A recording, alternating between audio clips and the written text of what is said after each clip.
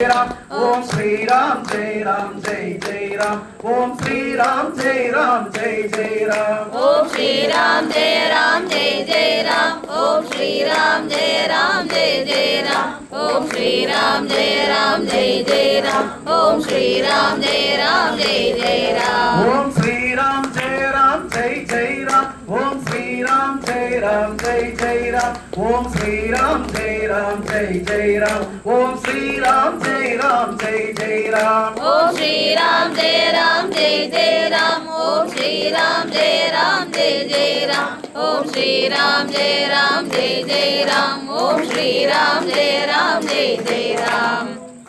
இதே நாமத்தை தினமும் நீங்க பாடுங்க போதும். இந்த நாமத்தை நான் இவ்வளவு நேரம் நாமத்தின் மகிமை பத்தி சொன்னேன். நீங்க எளிதாக மோட்சம் பெறுவதற்கு, எளிதாக உங்களுடைய பிறவி கடலை கடப்பதற்கு நான் வழி சொன்னேன். இதுக்கு என்ன ஆதாரங்கள் இருக்கு நீங்க கேட்பீங்கல்ல, கேட்கணும்ல நீங்க. ஏங்க இதெல்லாம் சொன்னா என்னங்க நடக்கும்? அப்படி ஏதாவது ஒரு சாட்சி இருந்தா சொல்லுங்கன்னு கேட்கணும்ல நீங்க. கேட்கணும்ல. நாரதர் என்ன சொல்லுவாரு? சினிமாலாம் பார்த்திருப்பீங்க. நாராயண நாராயண நாராயணம் பாரு. வைகுண்டத்துக்குள்ள அனுமதியே கேட்காம உள்ள போற ஒரே கேரக்டர் நாரதர் தான். இந்த தமிழ் சினிமால கேவலம் ஒரு காமெடி ஆர்டிஸ்ட் மாதிரி காட்டுறாங்க. அவர் பெரிய மகான், எப்போதும் நாராயண நாமத்தை ஜபித்துக் கொண்டே இருப்பவர். அடுத்தது ஆஞ்சநேயர், ராம நாமத்தை பாடிக்கொண்டே இருந்தவர். நீங்க ராமாயணம் முழுக்க பாத்தீங்கன்னா எல்லா கேரக்டரும் அழும், சங்கடப்படும், வருத்தப்படும். ஒரே ஒரு கேரக்டர் அளவே செய்யாது, சங்கடமே படாது, வருத்தமே படாது, தைரியமா நிற்கும். அது யாரு? ஆஞ்சநேயர் மட்டும். ஏன்? அவர் இந்த ராமனை நினைக்கிறவர், ராம நாமத்தை நம்புறவர். அவரு ராம அவதாரம் முடிஞ்சு போறப்போ எல்லாரும் வைகுண்டத்துக்கு கூட்டிட்டு போறேன்னாரு. ஆஞ்சநேயர் மட்டும் வரலையா, நீ போயான்ட்டார். யோ ராமா நீ போய, நான் வரல. ராமர் கேட்டா ஏன்பா? அங்க ராமாயணம் பாடுவாங்களா? அங்க ராமநாமம் சொல்லுவாங்களா? ஒரு பய சொல்ல மாட்டான். மேல இங்கதானே சொல்லுவாங்க. சிவகுமார் சொல்லுவாரு, மேல சொல்லுபடி மக்கள் எல்லாம் சொல்லும். நான் இங்கதான் இருப்பேன். இப்ப இங்க ராமர் ஆஞ்சநேயர் இருப்பார். பழைய காலங்கள்ல ஆஞ்சநேயருக்குன்னு ஒரு இடம், ஒரு சேர் போட்டிருப்பாங்க.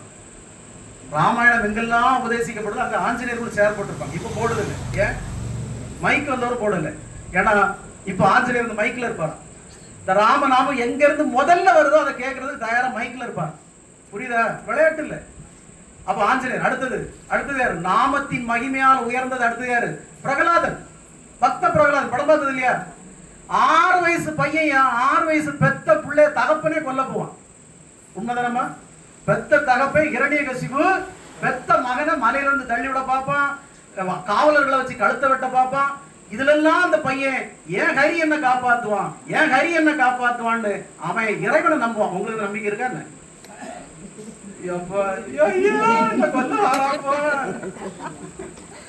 என் ஹரி என்ன காப்பாத்து. 6 வயசு பையன் அவன் சொல்லுவான் என் ஹரி என்ன காப்பாத்துவான். தகப்பன் பல வழியில கொல்லுக்கு முயற்சி பண்ணி பார்த்துட்டு சாக மாட்டேங்கிறாருன்னு சொல்லி பெத்த தாயிட்டே விஷத்தை கொடுக்க சொல்லுவான். பிரகலாதனுடைய அம்மா இருக்காள, அவகிட்டே விஷத்தை கொடுத்து உன் பிள்ளைக்கு இதை குடும்பா, இப்போ உள்ள தானே அவனு குத்தி விட்டுருவான். ஆனா அன்னைக்குள்ள பத்தினி பிரபு சொல்லிட்டாரே, கணவர் சொல்லிட்டாருன்னு சொல்லி அதையும் வாங்கி பிள்ளை கொடுக்க நிப்பா. அந்த பையன் சொல்லுவான், அம்மா சொல்லுவா ஏன்டா இப்படி இருக்க, அப்பாக்கு நாமத்தை சொல்லிடுறா, ஏன்டா ஹரி ஹரின்னு அதே பிடிச்சிட்டு இருக்கிற அப்படின்னு சொன்னா அந்த பையன் சொல்லுவான், அம்மா நீ தைரியமா விஷத்தை தாமா, என் ஹரி என்ன காப்பாத்துவான் சொல்லுவான். அந்த பையன் என் ஹரி என்ன காப்பாத்துவாமா, தைரியமா தா. இந்த 6 வயசு பாலகனுக்கு இருக்கிற நம்பிக்கை உங்களை எத்தனை பேருக்கு சொல்லுவாப்போ? என் கடவுளை என்ன காப்பாத்துவான். அதுதான் சரணாகதி. இவ்வளவு என்ன தெரியுமா? அவனுக்கு ஏன் அந்த நம்பிக்கை இருந்து தெரியுமா? பிரகலாதனுக்கு அவன் இந்த மாதிரி 50 வயசு 60 வயசுல உபதேசத்தை கேட்கல. தாயின் கருவறைக்குள்ள இருக்கிறப்பவே அவன் அந்த உபதேசத்தை கேட்டுட்டான். புரியுதா அவனுக்கு? அதனாலதான் நான் சொல்லுவேன், இப்ப புள்ள உண்டாகிறவா எல்லாரும் விஜய் படத்தை பார்த்துட்டு இருக்க கூடாது. அந்த நாமங்களை இறை சங்கல்பத்தை கேட்டுட்டே இருக்கணும். அதை படிக்கிறதுனாலையும் கேட்கறதுனாலையும் குழந்தை வயிற்றுக்குள்ள இருக்கிறப்பவே அந்த ஞானத்தை அடையும். புரியுதா அவனுக்கு? இவன் பூத சினிமா பாட்டையும் நடிகர் தனக்கு பிடிச்ச நடிகரையும் அஜித்தையும் விஜயம் பார்த்துட்டு இருக்கிறான். என்ன ஆகுனா அது முளைச்சு வெளியே வந்தோன்னா அது செல்ல பார்த்து அதுவும் பார்த்துட்டு. இங்க பிரச்சனையே அதுதான். தாய்க்கு எது பிடிக்குதோ அதெல்லாம் பிள்ளைக்கு பிடிக்கும். அப்ப நீங்க குழந்தை கருவில உருவாகிறப்பவே நீங்கள் இறை நாமத்தை பாடணும், இந்த மாதிரி சத்சங்கங்களை கேட்கணும், ராமாயணம் படிக்கணும். அப்ப குழந்தையில கிடைக்கும். பிரகலாதனுக்கு அப்படித்தானே கிடைச்சது. தாயின் கருவறையில் இருக்கும்போது அந்த உபதேசத்தை கேட்டான், அடிக்கவே முடியல அவனை. இதை போல எத்தனை பேர், அப்பா ராமதாசர், பகவான் யோகி ராம் சுரத்குமார், இந்த நாமத்தை பாடுவதால அன்பானவர்கள் இந்த கடைசியில முடிச்சிருக்கும். நீங்க கோயிலுக்கு போறதுனால மந்திரங்களை பாடுறதுனால நீங்க மனுஷனா தான் ஜாவீங்க. ஆனா ராம நாமத்தை பாடி எல்லோர்களும் இறைவனாவே ஆயிட்டான். பிரகலாதன்ல இருந்து ஆஞ்சநேயர்ல இருந்து நாரதர்ல இருந்து யோகி ராம் சுரத்குமார்ல இருந்து உங்களை போல மனிதனாவும் சாகல. அவன் கோயில்ல போய் சாமியை கும்பிட்டு உருண்டு கொடுத்து தோப்பு வர்ணம் போட்டு அவன் மனிதனா சாகல. அவன் இறை நாமத்தை பாடியதால் இறைவனாவே ஆயிட்டான். ஒரு நாரதர், ஒரு ஆஞ்சநேயர், ஒரு பிரகலாதன், ஒரு யோகி ராம் சுரத்குமார், பப்பா ராமதாசர் எல்லோரும் இறை நாமத்தை பாடியதால் இன்று இறைவனாகவே ஆகிவிட்டார். ஆஞ்சநேயர் கும்பிடுறீங்களா? கோயிலுக்கு கும்பிடுறீங்கல்ல? எத்தனை பேர் சாமி கும்பிட்டு போறவங்க யாரும் கும்பிடுறீங்க? உங்க வீட்டுல தான் போட்டோ வச்சு. அப்ப நான் சொல்வது போல இந்த கலியுக தர்மமான நாம ஜெபத்தை நீங்கள் விடாமல் ஜெபிப்பதால் உங்களுடைய பக்தியை விட்டு சரணாகதி தத்துவத்தை நீங்கள் அடைவதால் உங்களுடைய பிடிச்சு இத்தனை வருஷமா உங்களை பிடிச்சு வாட்டிக்கிட்டு இருக்கிற உங்க வீட்டுல இருக்கிற துன்பம், துயரம், வறுமை, கர்மம் எல்லாம் உங்களை விட்டு ஓடி போயிரு. ஏன்னா அந்த வீட்டுக்குள்ள இறை நாமம் ஒலிக்குது. இறை நாமத்துக்கு அதிக சக்தி, இறை நாமத்திற்கு அதிக இது. அதனாலதான் குழந்தைக்காவது சாமிக்கு பேர் வைக்கணும். இப்ப எவ வைக்கிறா? வாயில் நுழையாத பேர்லாம் வைக்கிறாள். எங்க இருந்து கண்டுபிடிக்கிறாள்னு தெரியல.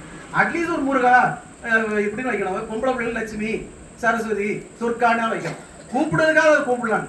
யார் வைக்கிறா பேர்? இப்போ இளைய தலைமுறை எங்க இருந்து பேரை கண்டுபிடிக்கணும்னு தெரியல. ஒவ்வொரு பிள்ளைகளுக்கும் வச்சு போட்டுருக்க பேரை பார்த்தா எனக்கே வாயில் நுழைய மாட்டேன். எங்க ஹாஸ்பிட்டல்ல கேட்டு ஸ்பெல்லிங் கேட்டு என்னமா அது பேர் திருப்பி சொல்லுங்க தெரியல, என்ன சொல்லுங்க. ஸ்பெல்லிங் வேற அப்படி பேசுறாங்க. அந்த நியூமராலஜி பார்த்து 2 A போட்டுறான், 2 S போட்டுறான், 2 R போட்டுறான். அதனால இறை நாமத்திற்கு இவ்வளவு மகிமைகள் இருக்கு. முதல்ல நீங்க ஆரம்பிக்க வேண்டியது டெய்லி காலையில ஒரு 7 தடவை சொல்லுங்க. ஓம் ஸ்ரீராம் ஜெயராம் ஜெய் ஜெயராம் ஒரு 7 தடவை சொல்லுங்க. அதுக்கப்புறம் சாயங்காலம் ஒரு 7 தடவை சொல்லுங்க. நீங்க சமைக்கிறப்போ எப்பெல்லாம் அந்த ராமநாமத்தை சொல்லி சமைக்கிறீர்களோ அந்த சமையல் உள்ள பொருட்கள் உள்ள பாவங்கள்லாம் போயிடலாம். இப்ப நீங்க அந்த சமையலுக்கு பொருட்கள்லாம் வாங்குறீங்கல்ல, அரிசி, வத்தல், மிளகா எல்லாம் வாங்குறீங்கல்ல, இத எத்தனை விளைவிச்சிருப்பான். விளைவிச்சவன்லாம் எவன் விளைவிச்சானே தெரியாது. குடிகாரம் விளைவிச்சானா இல்ல பாவம் செய்த விளைவிச்சானா, அந்த பொருளை வாங்கி கொள்ள லாபம் வச்சு வித்தவன் எவ்வளவு பெரிய அசுரன்னு தெரியாது. அப்போ எவ்வளவு இந்த கர்மாக்களை சுமந்துட்டு அது வருது. நீங்க உணவுல ரொம்ப கவனமா இருக்கணும். ஏன்னா அந்த உணவு உங்கள் உயிரையும் உடம்பை வளர்ப்பது. அதான் நீங்க உணவுல ஏன் கவனமா இருக்கணும்னா, அந்த உணவு தான் உங்க உயிரை காப்பாத்தி வச்சிருக்கு. அந்த உணவு தான் உங்க உடம்பை காப்பாத்தி வச்சிருக்கு. அப்ப அந்த உணவை ரொம்ப பத்திரமா சாப்பிடணும். எந்த உணவையும் வெறும் உணவாக சாப்பிடாமல் அதை இறைவனுக்கு அர்ப்பணித்து பிரசாதமா சாப்பிட்டீங்கன்னா அதுல இருக்கிற பாவங்கள் எல்லாம் இறைவனோட போயிடும். நல்லா புரிஞ்சு. அதனாலதான் மகா பிரசாதம் பாங்க.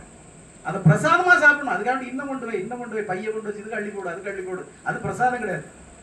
அப்போ பிரசாதமாக அதை வாங்கி நீங்கள் உண்பீர்களானால் அந்த உணவில் இருக்கிற வினைகள் எல்லாம் தீரும். அப்ப நீங்க உணவு சமைக்கும் போது நாமத்தை சொல்லீர்களானால் அதுல சாத்விய குணம் வருமா அந்த உணவுல. அதை சாப்பிடுற உங்க கணவர் குடிய நடத்துவார் கொஞ்சம் கொஞ்சமா. உங்க பையன் ஒழுங்கா ஸ்கூலுக்கு போவான். அப்ப சமைக்கிறப்போ அந்த நாமத்தை சொல்லணும். அரிசி உரையில போடுறப்போ ஓம் ஸ்ரீராம் ஜெயராம் ஜெய் ஜெயராம். காய்கறி வெட்டுறப்போ ஓம் ஸ்ரீராம் ஜெயராம். நம்ம எங்க காய்கறி விட்டு மீன்ல விட்டுவோம். நம்ம சால மீனும் வாழ மீன்ல விட்டு அங்கே எங்க யோகி அங்கே எங்க ஓம் ஸ்ரீராம் ஜெயராம் ஜெய் ஜெயராம் தான். சரி பரவாயில்ல, அதையும் சொல்லி பாருங்க. ஓம் ஸ்ரீராம் ஜெயராம் ஜெய் ஜெயராம் சொல்லி பாருங்க. ஒன்றும் இல்லை, பிரச்சனை இல்லை.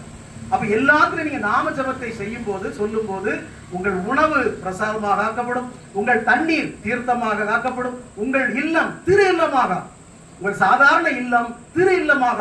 ஏன் திரு இல்லம்? அங்க இப்ப திரு என்கிற கடவுள் இருக்கிற. கடவுள் திருன்னா யாரு? கடவுள். குருவாய் திருவாய் திருங்கிறது கடவுள். கடவுள் உங்க வீட்டுக்குள்ள இருக்கிறார். அப்போ நீங்க கடவுளை வெளியே போய் தேடாம கடவுளை வீட்டுக்குள்ள வரவைங்க. வீட்டுக்குள்ள வர வைக்கிறதுக்கு இந்த கலியுகத்துல பெரிய மந்திரம் இந்திரம் ஒன்றும் தேவையில்லை. இறை நாமம் போதும், இறை நாமம் போதும், இறை நாமம் போதும் என்று என்னுடைய உரையை முடித்துக் கொள்கிறேன்.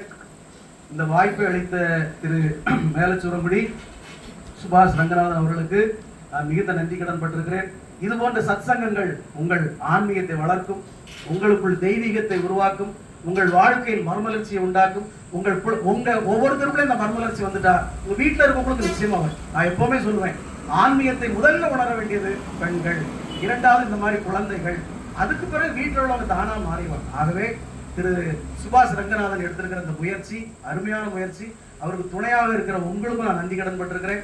இந்த மாதிரி நல்ல சத்சங்கங்களை கேளுங்கள், உங்கள் எண்ணங்களை தூய்மையாக்குங்கள், உங்கள் சிந்தனைகளை மாற்றுங்கள், மூட பழக்க வழக்கிலிருந்து வெளியே வாருங்கள். இது ஆண்டாண்டு காலமா வெள்ளக்காரன் அடிமைப்பட்ட பொருள் தான் இதெல்லாம் நமக்கு சொல்லியிருந்து இருக்கு. இதெல்லாம் பழைய காலத்துல கிடையாது. வெள்ளக்காரன் அடிமைப்பட்ட பொருள் நீ அங்க போ இங்க போ, அதை செய் இதை செய், உருண்டு கூடாது கூட, இதெல்லாம் நமக்கு தேவையில்லை. அந்த காலத்துல இதெல்லாம் கிடையாது. அதனால ஆன்மீகம் என்ற புரிதலை உணர்ந்து கொண்டு பக்தி என்கிறது ப்ரொமோட் ஆகுங்க. பக்தி என்கிறது ஒரு கீழ்நிலை, அது ப்ரொமோட் ஆகுங்க. சரணாகதி தத்துவத்துக்கு வாங்க. அது வந்துட்டீங்கன்னா உங்களுக்கு கோபம் இல்லை. எது நடந்தாலும் கோவம் வராது, எது நடந்தாலும் டென்ஷன் வராது. உங்களுக்கு மெஜாரிட்டி இன்னைக்கு நோய்க்கு காரணம் என்ன தெரியுமா? சுகரு, கேன்சருக்கெல்லாம் நோய் காரணம் என்ன தெரியுமா? டென்ஷன்.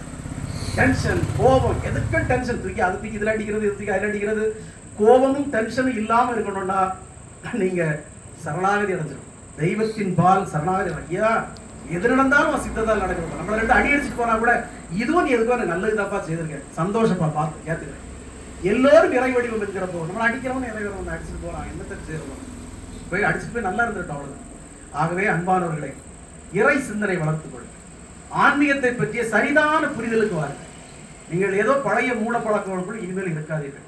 ஆன்மீகம் என்பது ஒரு அருமையான அற்புதமான இந்த மனித பிறவி கடலை கடப்பதற்கு நமக்கு இறைவனால் தொகுக்கப்பட்ட வழங்கப்பட்ட அற்புதமான ஒரு பாத்திரம். இந்த ஆன்மீகத்தை சரியாக புரிந்து கொண்டு, இந்த ஆன்மீகத்தை சரியாக உணர்ந்து கொண்டு, உங்கள் வாழ்க்கையில் யாராவது ஒருவரை குருவாக ஏற்றுக்கொள்ளுங்கள். அந்த குருவின் மூலமாகத்தான் நீங்கள் திருவை அடைய முடியும். குரு இல்லாத வழிபாடு ஒரு நாள் முழுமை பெறாது. ராமனே மனித வடிவில் வந்தாலும் அவருக்கு 2 குரு இருந்தாங்க. யாருமா 2 குரு? பிச்சு போடுவோம். வசிஷ்டர், விஸ்வாமித்திரர். அவரே அவதாரமே வந்தாலும் 2 குரு இருப்பாங்க. சுவாமி யோகிராம் சுரத்குமார் 3 குருக்கள் இருந்தாங்க. ஒருத்தர் அரவிந்தோ பாண்டிச்சேரியில, ஒருத்தர் ரமண மகரிஷி, இன்னொருத்தர் கேரளா காஞ்சங்காட்டுல பப்பா ராமதாசர். இறைவனுக்கே அவங்களுக்கே இந்த கோயில் இருக்கு, ஆனாலும் குரு வேணும். குருவின் மூலமாகத்தான் நீங்கள் திருவை அடைய முடியும். யாராவது ஒரு நல்ல குருவை அடைந்து அவர்கிட்ட உபதேசம் வாங்கி நீங்கள் நாமஜபம் தொடங்குவீர்களானால் உங்கள் வாழ்க்கை இந்த கணம் முதல் மாறிவிடும். உங்கள் கஷ்டங்கள், கடன்கள், கவலைகள், துன்பங்கள் எல்லாம் விலகி உங்கள் இல்லம் திரு இல்லமாக மாறும். இது நான் சத்தியம் பண்ணி சொல்றேன், என்னோட சொந்த அனுபவத்துல சொல்றேன், எங்க ஆசிரமத்து பக்தர்கள் சார்பாக நான் சொல்றேன். நாம ஜபம் உங்கள் நன்மைகள் அத்தனை வாரி வழங்கும். நாம ஜபம் உங்களுக்கு வளமும் நலமும் நல்கும். யோகி ராம் சுரத்குமார், யோகி ராம் சுரத்குமார், யோகி ராம் சுரத்குமார். ஜெய குருராயா. ஓம் ஸ்ரீராம், ஜெயராம், ஜெய் ஜெயராம், ஜெய் ஸ்ரீராம், ஜெய்